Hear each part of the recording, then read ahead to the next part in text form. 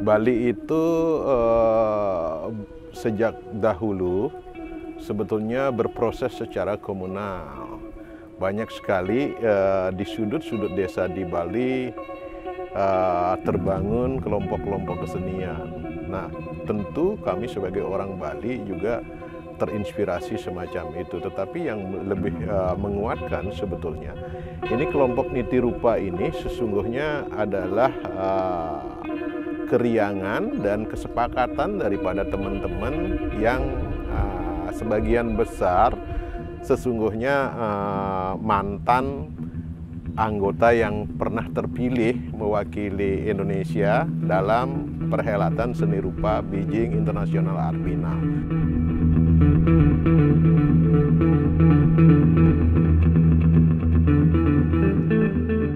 Pertama itu saya memang tertarik dengan lukisan di dinding gua ya, dinding gua, karena lihat simpelnya, sederhana, tapi punya nilai religius gitu, punya taksu gitu.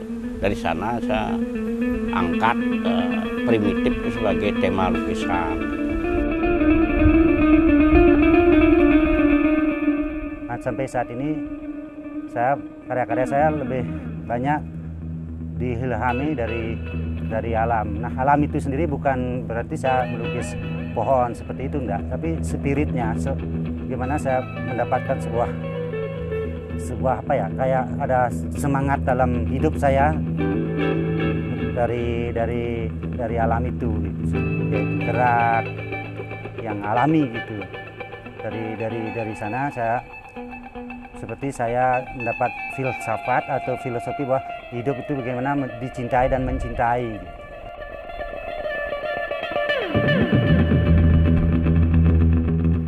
Saya percaya bahwa saya memulai proses kreatif saya melalui kegiatan-kegiatan tradisi yang ada di Bali.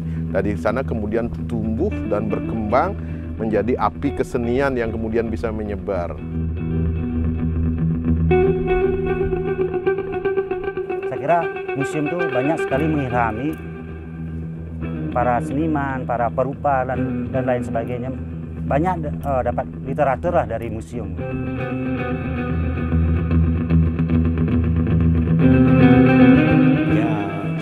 Ya bagi anak-anak muda yang milenial kan pengaruhnya dari internet kan, tapi menghimbau lah biar kembali ke museum, kembali lihat tradisi lokal jenius.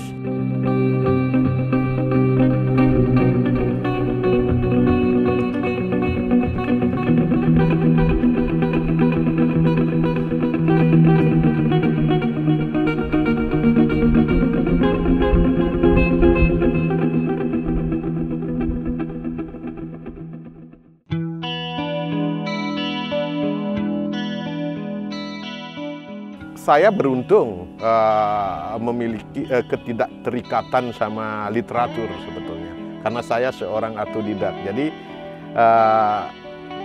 tidak banyak terjebak oleh idiom-idiom yang berbau literasi.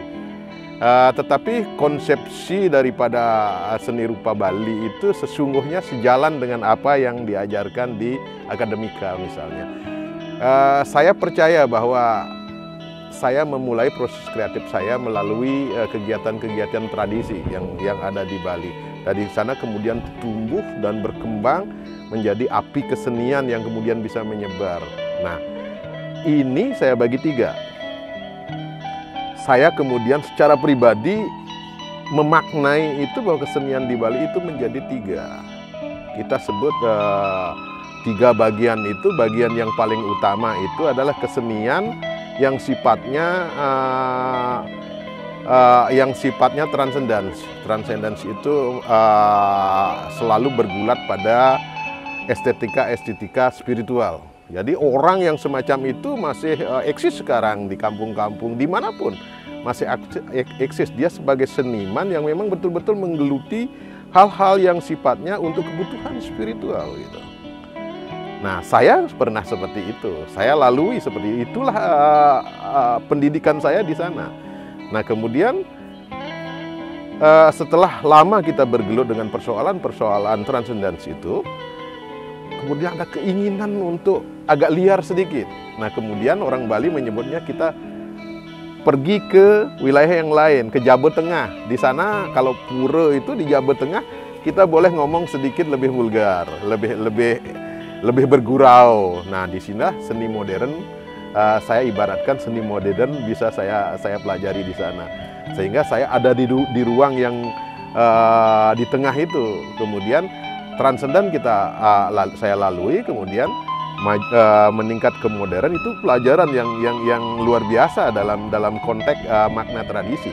Nah, kemudian setelah yang modern ini saya lakukan juga dengan periode-periode tertentu, keluarnya lagi di paling luar itu ada kalau di Bali disebut dengan Jabe Sisi, itu bisa kita bermain dengan dengan sesuatu yang amat liar. Misalnya sabungan ayam, bisa berjudi, tontonan apa saja bisa di luar, tapi tidak boleh kemudian ini masuk ke utama gitu. Nah, saya berada di sana. Inilah perjalanan saya kemudian menjadikan saya lebih bisa menerima konsepsi kesenian, baik itu dari tradisi maupun sampai kontemporer sekalipun. Nah, karya-karya saya tentu tidak akan banyak keluar dari ikon yang sudah kita miliki, tetapi ini kan melukis, kemudian persoalan teknik. Saya menggali sebanyak-banyak teknik yang bisa mewakili seni yang di utama, seni yang di tengah, dan seni yang di luar, sehingga saya bisa bermain di mana saja. Saya kira itu sebuah kebebasan yang tidak semua seniman bisa melakukan. Nama Imadi Wiradana, lahir di Denpasar, di Banjaratasan Kulon Tonjo, Denpasar Utara. Memang sih saya dari umur SMP ya mulai gemar melukis, karena di sekolah kan ada ekstrakurikuler, saya pilih melukis itu. Kebetulan tetangga ada yang seniman Padi Supado, kan banyak menginspirasi saya karena dekat sekali dengan rumah. Maka dari sana ada mulai benih-benih untuk melukis itu. Ya itu kan pertama sekali ya, saya dulu kan untuk mencari jati diri itu kan di Jogja itu kita ada namanya tugas akhir ya. Kita harus menemukan sesuatu untuk kita ujian tugas akhir tuh. Nah, saya buka-buka di perpustakaan buku-buku lah untuk acuannya. Pertama itu saya memang tertarik dengan lukisan di dinding gua ya, karena lihat simpelnya, sederhana, tapi punya nilai religius gitu, punya taksu gitu. Dari sana saya angkat primitif itu sebagai tema lukisan. Terus sampai sekarang karena memang kita tuh yang bentuk-bentuk primitif, yang lokal jenius itu memang bagus kita angkat untuk diperkenalkan ke mimbar seni rupa gitu.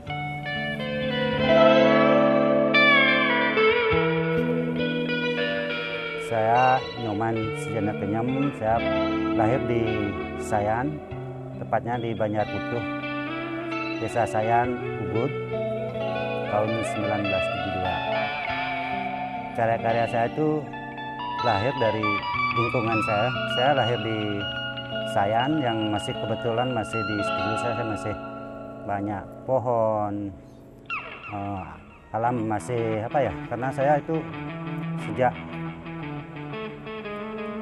proses saya berkarya itu memang intens dengan alam. Sampai saat ini saya masih intens dengan alam. Kemana saya bepergian, saya lebih ke alam. Karena alam itu sendiri buat saya setiap bangun pagi selalu berhadapan dengan alam, dengan lingkungan saya sendiri, dan menjadi sebuah inspirasi untuk saya berkarya. Dan sampai saat ini karya-karya saya lebih banyak diilhami dari alam. Nah, alam itu sendiri bukan berarti saya melukis pohon seperti itu, enggak, tapi spiritnya, gimana saya mendapatkan sebuah apa ya, kayak ada semangat dalam hidup saya dari alam itu, yaitu gerak yang alami gitu. Dari sana saya mendapat filsafat atau filosofi bahwa hidup itu bagaimana dicintai dan mencintai. Nah, untuk saya sekarang kan dengan majunya pariwisata ya, seperti di tempat saya itu pembangunan baterainya sudah semakin banyak, tidak seperti dulu. Nah, saya bermimpi menghayal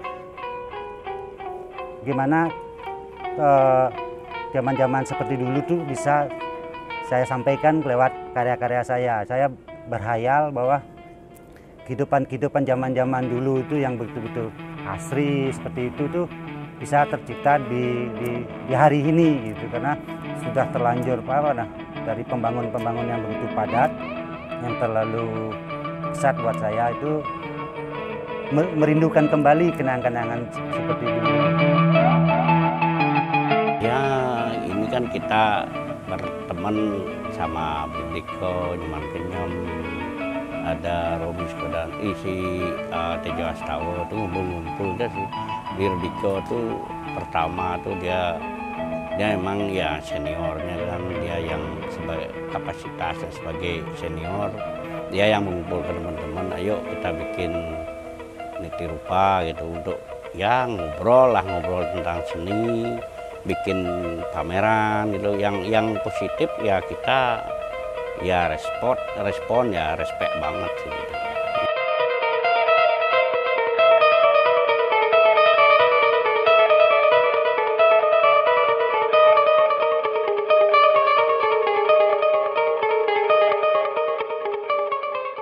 Pada dasarnya Bali itu sejak dahulu sebetulnya berproses secara komunal. Banyak sekali di sudut-sudut desa di Bali terbangun kelompok-kelompok kesenian. Nah, tentu kami sebagai orang Bali juga terinspirasi semacam itu. Tetapi yang lebih menguatkan sebetulnya, ini kelompok niti rupa ini sesungguhnya adalah keriangan dan kesepakatan daripada teman-teman yang sebagian besar sesungguhnya mantan anggota yang pernah terpilih mewakili Indonesia dalam perhelatan seni rupa Beijing International Art Biennale. Nah, tahun 2015 kemarin lah ini kita bentuk, kemudian dengan menghubungi teman-teman, sejumlah teman-teman yang pernah diundang dalam helatan internasional itu di Beijing itu, sehingga terbentuk komunitas kami yang beranggotakan 11 orang. Tujuannya komunitas ini untuk saling memberi semangat dalam konsepsi gagasan dan proses kekaryaan, supaya apa yang sudah kita jadikan pakem dalam kehidupan sehari-hari, yaitu seni, itu tetap bergerak.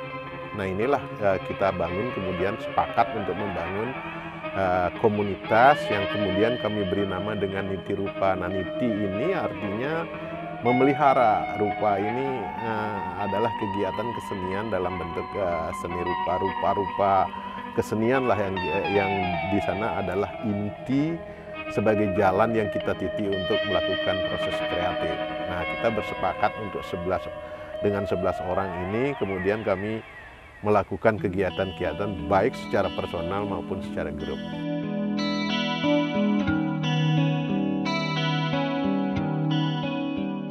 Ya, itu kan kalau kita ya pamerannya yang kalau di nasional Jakarta, Surabaya, Jogja, di Denpasar, yang keluar pernah ya di Singapura, di Shanghai, Cina, Hong Kong, terus New Delhi, India, ya di Korea juga ya, di Korea hampir udah berapa kali ya sana, di Korea Selatan. di Seoul, Daejeon, dan di Busan gitu. Tapi memang sih kalau di luar kita kan, karena kita di sana memang acara pameran tuh misalnya kayak art fair, mereka di sana di karcis pun mereka antusias banget gitu, ngantri lihat pameran gitu. Saya di sana senangnya kita dan bangga gitu loh. Orang nonton nih, ada orang SD beli tiket juga, mereka beli untuk lihat exhibition gitu. Kadang-kadang di sini itu kita pingin seperti itu. Padahal kalau di Bali kan pameran tuh gratis yang datang kan. Tapi apresiasinya sih bagus ya. Tapi kalau di luar mereka lebih antusias mereka dengan ini, karena di sana tuh mungkin ya dia memang udah penyelenggaranya memang lebih profesional.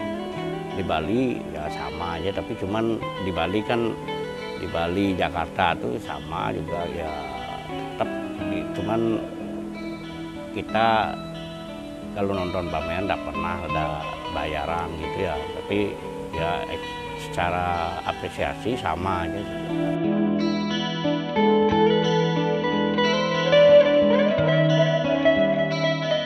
Ya inilah persoalan bagi siapa saja sebagai seniman memelihara mood dan energi kreatif itu sungguh sangat berbeda satu sama lain.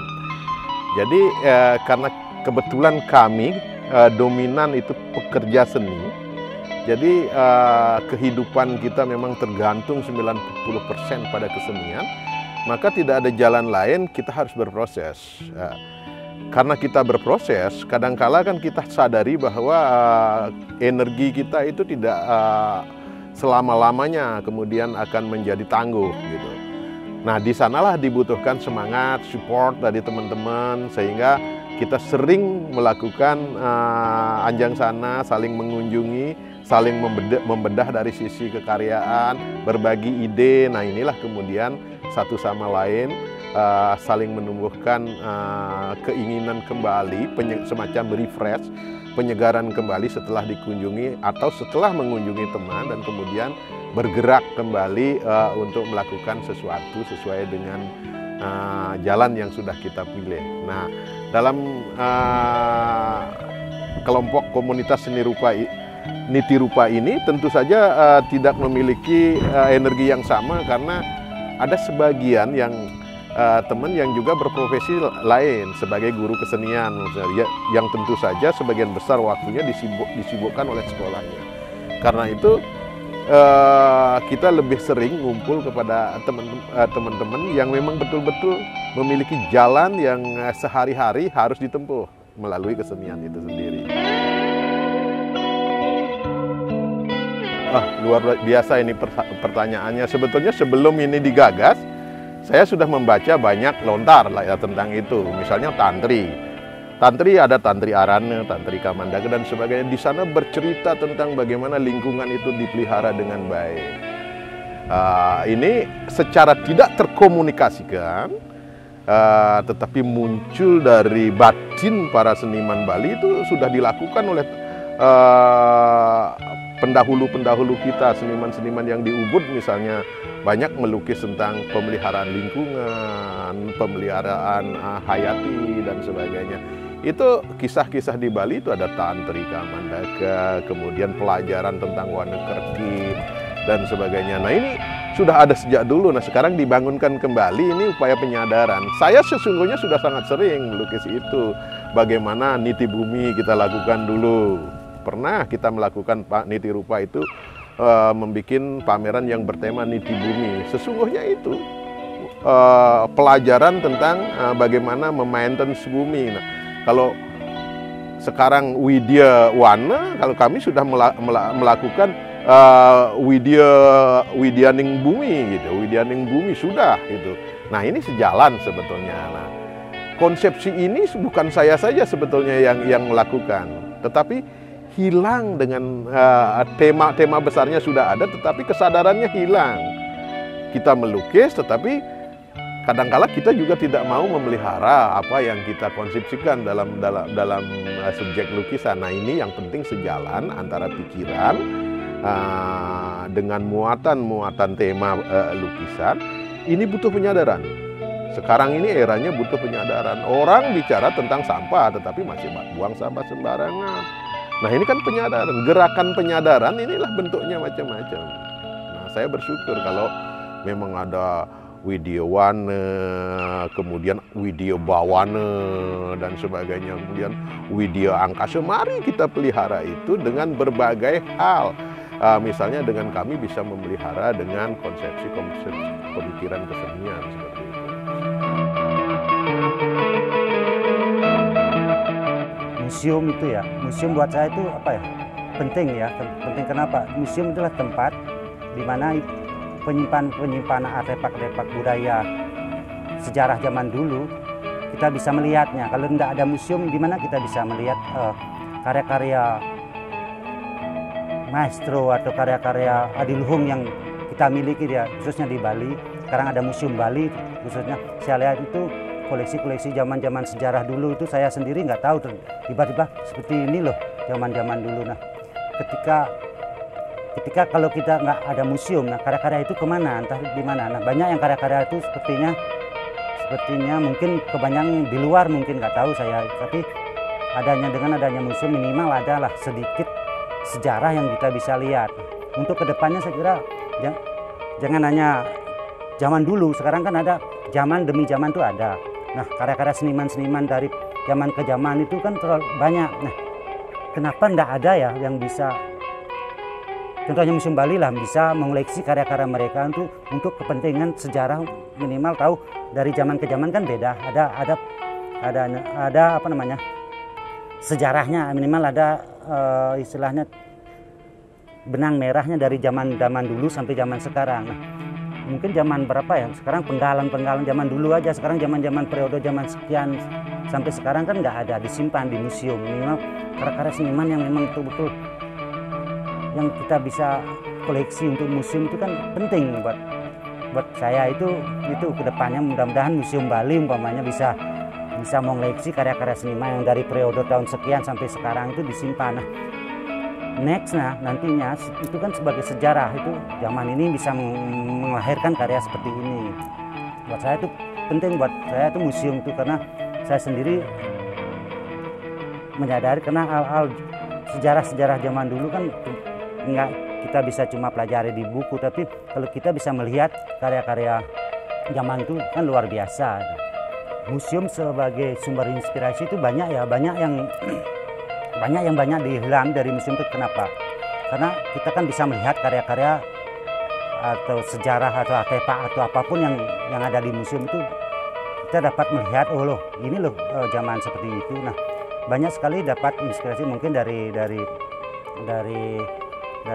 kekaryaannya. Terus kan beda-beda ya dari zaman dulu. Sekarang begini loh karyanya, sekarang banyak sekali. Mungkin inspirasi itu selalu ada, mungkin bukannya harus kita karya itu seperti itu, enggak, tapi minimal spiritnya dapat. Saya kira museum itu banyak sekali mengilhami para seniman, para perupa dan lain sebagainya. Banyak dapat literatur lah dari museum.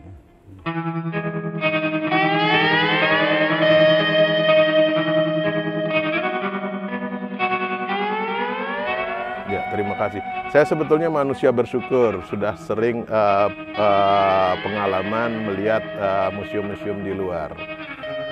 Ada kalanya kita bangga dengan sebutan museum, tetapi ada kalanya juga kita terenyuh dengan kondisi kemauan kita untuk memelihara. Jadi Museum Bali itu kalau dari sisi koleksi, saya kira luar biasa gitu, karena para seniman-seniman dulu yang karyanya ada di museum ini memang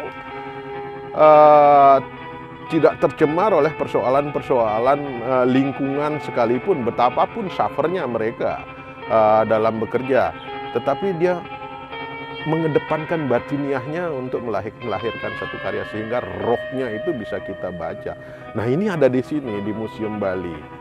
Nah, persoalan generasi muda ini sebetulnya kita tidak menafikan kondisi pemeliharaan oleh generasi tua, tapi generasi muda siapapun yang nanti jadi pengelola museum, dijadikanlah museum ini ruang belajar untuk generasi muda gitu. Jadi saya rindu bagaimana melihat orang bagaimana anak sekolah itu ngantre beli karcis untuk ke museum. Nah ini yang tidak kita lihat. Ya karena apa? Karena pengelolaan kita masih konvensional gitu. Tapi mari kita revolusi pemikiran, museum ini jadikan sekolah kedua. Sekolah kedua. Karena di sana museum itu kan sesungguhnya pembacaan kita tentang peradaban. Kalau di sini ada museum kesenian, peradaban kesenian yang diwariskan masa lalu itu seperti apa? Disinilah baca. Saya punya cerita.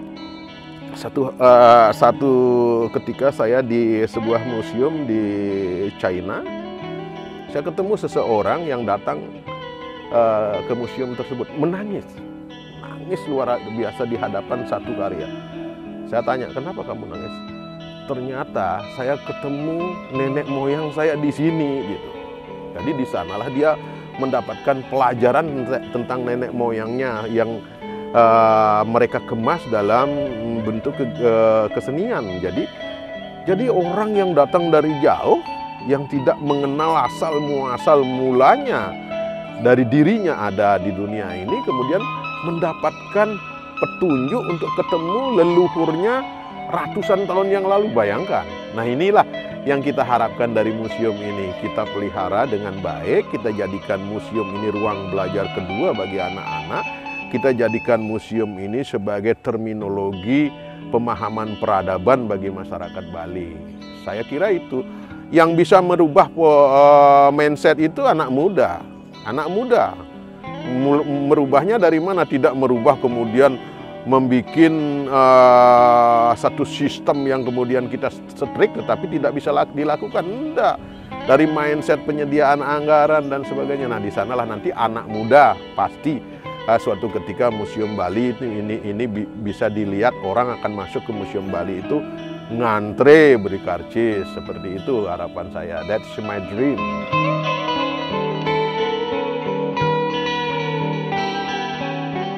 Saya yakin orang luar tuh nggak punya seperti kita gitu.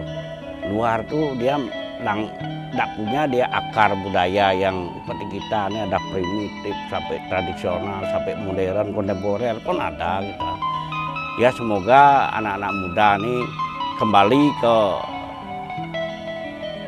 museum, lihat-lihat koleksi. Padahal koleksi di museum kan sangat luar biasa. Ada dari primitif, ada dari barongnya, ada seni-seni tradisional tuh yang amat kaya tuh. Kalau mereka mau ke museum, saya yakin ininya apa namanya itu wawasnya pasti terbuka. Pasti mereka lagi punya keinginan untuk menampilkan dan terinspirasi dengan benda-benda yang ada di museum. Ya bagi anak-anak muda yang milenial kan pengaruhnya dari internet itu kan, tapi menghimbau lah biar kembali ke museum, kembali lihat tradisi lokal jenius. Saya kira semoga aja kembali gini ya membaik lah gitu loh. Karena seni rupa Bali itu udah terkenal sih di Bali itu. Apapun di Bali itu memang unik di Bali itu. Unik apapun ada, dari seni pertunjukan, seni rupa, seni patung, luar biasa. Semoga riaknya kembali di era setelah pandemi ya. Kembali seperti dulu meriah, dan hajatan seni rupa itu ada tiap 1 bulan, 1 minggu itu, dan dapat menggetarkan seni rupa nasional maupun bahkan dunia.